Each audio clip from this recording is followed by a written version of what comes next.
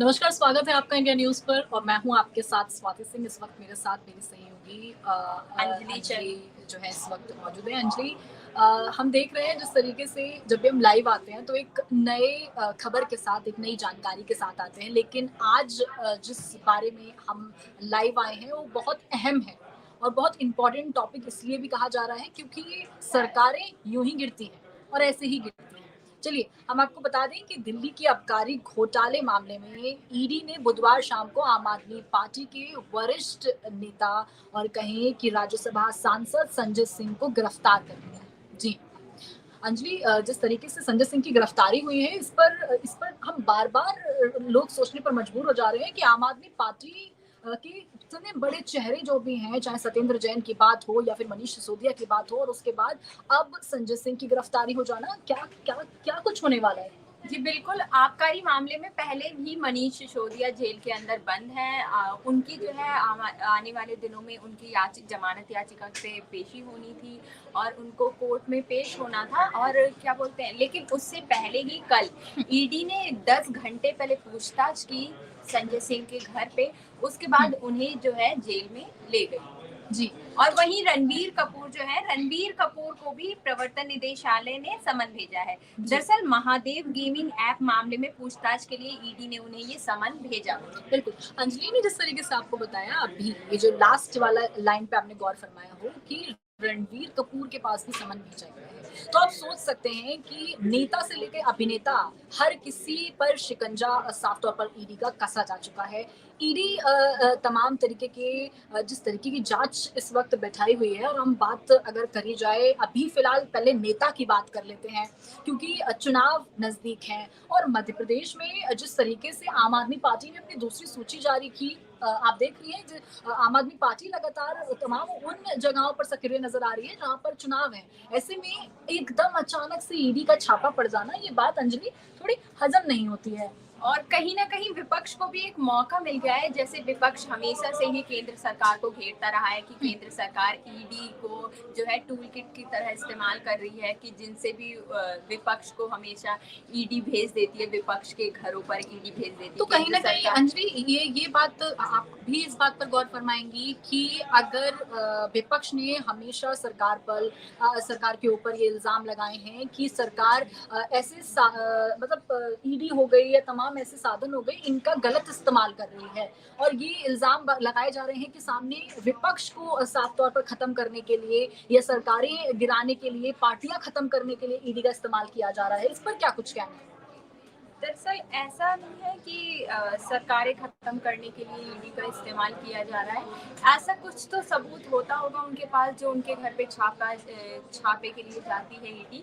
और सत्येंद्र जैन की भी जो है आबकारी नीति घोटाले में उनका नाम आया था। ऐसे ही मनीष सिसोदिया का भी नाम आया था और उसके बाद से ही मनीष सिसोदिया जेल में बंद है। बिल्कुल, अगर देखा जाए किस तरीके से अभी हम बार-बार इन तमाम जानकारियों पर गौर फरमा रहे हैं। सबसे पहले मैं आपको बता दूँ कि कल मनीष सिसोदिया के बारे में अगर हम जानकारी जब जुटा रहे थे तो मनीष सिसोदिया के ऊपर भी कुछ इसी तरीके से संजय सिंह के साथ हुआ। वैसे ही मनीष सिसोदिया के ऊपर भी तमाम इसी तरीके के आरोप लगते गए और अचानक से गिरफ्तारी हो गई। राघव चड्ढा का भी इसमें नाम आया। राघव चड्ढा का नाम भी आ चुका है। हाल में अभी उनकी शादी हुई है, लेकिन देखना भी ये है कि वो कितनी दूर तक बचते हैं। हमने जैसा बताया नेक्स्ट कौन, तो इस पर भी सवाल खड़े होते हैं कि नेक्स्ट कौन, अभी ईडी का शिकंजा अगले किस पर कसा जाना है। ऐसे में मैं आपको बता दूं कल संजय सिंह के यहाँ पर जिस तरीके से ईडी की टीम पहुंचती है वहां पर जाकर 7 बजे से तमाम तरीके की जांच बिछा दी जाती है अंजलि और उसके बाद 5:30 बजे गिरफ्तारी हो जाती है। तो ये जो पूरा साफ तौर पर मामला सामने आया कि आबकारी नीति को लेकर, घोटाले को लेकर ये ईडी की जांच, गिरफ्तारी, लेकिन सवाल सबसे बड़ा ये भी है कि क्या आप खत्म हो जाएगी आम आदमी पार्टी, अब खत्म हो जाएगी क्योंकि अब अकेले सिर्फ अरविंद केजरीवाल नजर आ रहे हैं। जी स्वाति, बिल्कुल। और राघव चड्ढा की बात की जाए तो राघव चड्ढा भी अक्सर बेबाकी से बोलते हुए नजर आते हैं, तो मुझे लगता है राघव चड्ढा का नाम भी इसमें कहीं ना कहीं बार बार ढूंढा जा रहा है, देखा जा रहा है, तो उनके ऊपर भी कहीं इस तरीके की चीजें सामने ना आ जाए। लेकिन अभी जिस तरीके से आम आदमी पार्टी खत्म होने की कगार पर दिखाई दे रही है, इस पर क्या कहना है?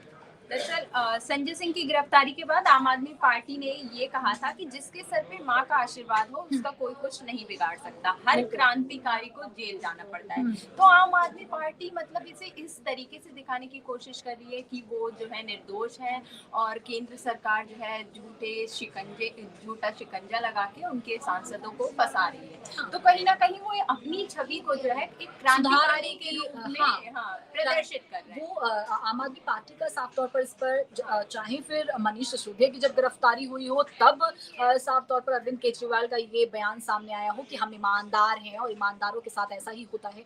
आज भी जब संजय सिंह की गिरफ्तारी हुई तो उसके बाद भी अरविंद केजरीवाल का यही बयान सामने आया कि ईमानदार को ईमानदारी की यही सजा मिलती है। तो ऐसे में ये बार बार बयान अरविंद केजरीवाल की ओर से आ रहे हैं। आम आदमी पार्टी जिस तरीके से काम कर रही है, बिना भ्रष्टाचार के काम कर रही है और बीजेपी पूरी भ्रष्टाचार से लिप्त है, ये भी बयान जो है वो जो है आम आदमी पार्टी की तरफ से दिए गए हैं। उन्होंने साथ ही ये भी कहा कि अन्याय के खिलाफ वो लड़ते रहेंगे और वो ना डरे हैं ना डरेंगे। ये मतलब अब संजय सिंह को जो है सौभाग्य प्राप्त हुआ है जेल जाने का, हर क्रांतिकारी को ये सौभाग्य प्राप्त होता है, उन्होंने ऐसा कहा। हाँ, तो मतलब इसको पूरा का जनता के दिमाग पर आम आदमी पार्टी की छवि उस तरीके से ना बन जाए, गलत प्रेजेंट ना हो जाए, इसलिए साफ तौर पर बार बार आम आदमी पार्टी की ओर से बड़े बड़े नेताओं के बयान सामने आ रहे हैं। ऐसे में मैं आपको बता दूं कि ईडी की चार्जशीट में अंजलि जिस तरीके से संजय सिंह के ऊपर ये तमाम आरोप लगाए गए हैं, जांच बिठाई गई है, उसमें लगभग 32 लाख का चंदा लेने का जिक्र है। जी हाँ, और इसके साथ साथ ईडी ने बुधवार को जब उनके घर पर छापा मारा था तो जिस तरीके की जांचें बिठाई गई उसके बाद जो भी दस्तावेज निकलकर सामने आए हैं उनके बिहाफ पर ईडी ने गिरफ्तारी की है।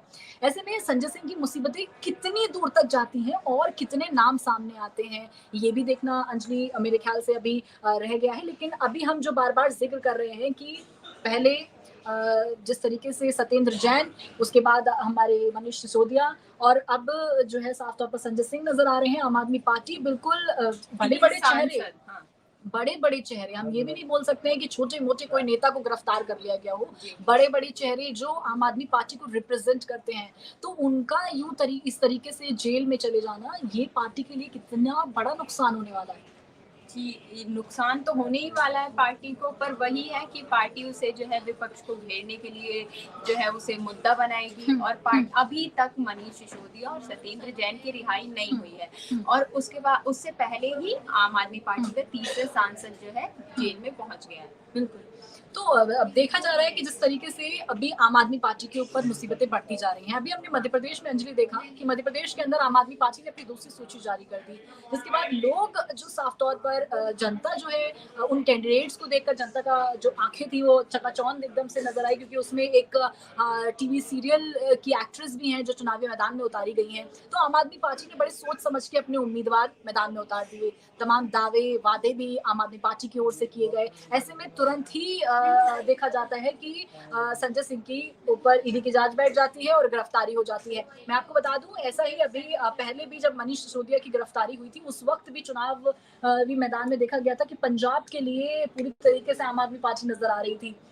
पंजाब में जो चुनाव थे उस वक्त भी देखा गया था आम आदमी पार्टी पंजाब के अंदर चुनावी प्रचार और प्रसार कर रही थी और उसके बाद तुरंत ही गिरफ्तारी हो जाती है। जिस तरीके से मनीष सिसोदिया की गिरफ्तारी और तमाम तरीके के इल्जाम लग जाना, एंड देन उसके बाद अभी जब मध्य प्रदेश और चुनाव है और आम आदमी पार्टी सक्रिय नजर आ रही है, ऐसे में गिरफ्तारी तमाम तरीके के सवाल खड़े कर रही है। ऐसे में आप वो जानकारी जनता को दीजिए अंजलि, जो कुछ अभी हमने नेता की बात कर ली, अभिनेताओं के ऊपर जिस तरीके की बात आ जाती है, ईडी की छापेमारी होना, अभी रणवीर कपूर में क्या कुछ अपडेट है? रणवीर कपूर के ऊपर ईडी का ने समन भेज दिया है, तो इस पर क्या कुछ अपडेट है आपके पास? जी स्वाति, बिल्कुल रणवीर कपूर को जो है महादेव गेमिंग ऐप के मामले में ईडी ने पूछताछ के लिए 6 अक्टूबर को बुलाया है और रणवीर कपूर को महादेविंग ऐप का जो है वो इंडोर्स कर रहे थे। ईडी का दावा है कि उन्होंने इसके एवज में कैश की बड़ी जो है रकम मिली थी जो है, और वो रकम जो थी वो क्राइम की कमाई में यूज हुई थी। क्राइम की कमाई में? जी, जिसके लिए अब ईडी ने उन्हें समन भेजा है और 6 अक्टूबर को पेशी के लिए बुलाया है। बिल्कुल। तो इस तरीके से नेता से लेकर अभिनेता तक ईडी जो है अपना साफ तौर पर शिकंजा कसे हुए है।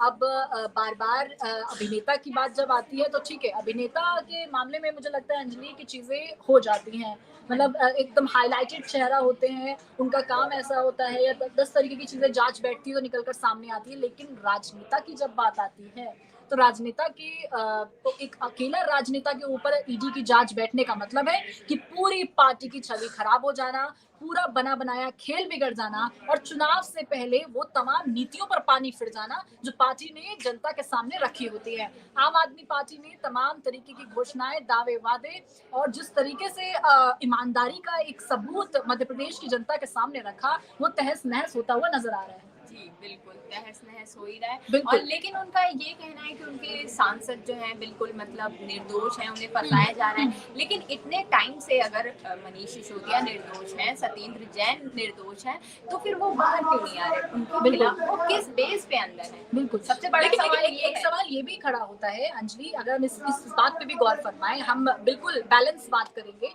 कि अगर विपक्ष में तमाम भ्रष्टाचारी हैं तो क्या केंद्र सरकार में बैठे तमाम नेता जो है ईमानदार हैं? ये सवाल विपक्ष बार बार खड़ा करता है, कहता है कि सरकार आपकी, रूल आपके, सब तमाम संस्थान आपके, तो आप ईडी की जांच विपक्ष पर बैठा देते हैं, उनके नेता पर बैठा देते हैं, उनके विधायकों पर बैठा देते हैं, सांसदों पर बैठा देते हैं, लेकिन सरकार के नेता, मंत्री, विधायक, सांसद कहाँ जाएंगे?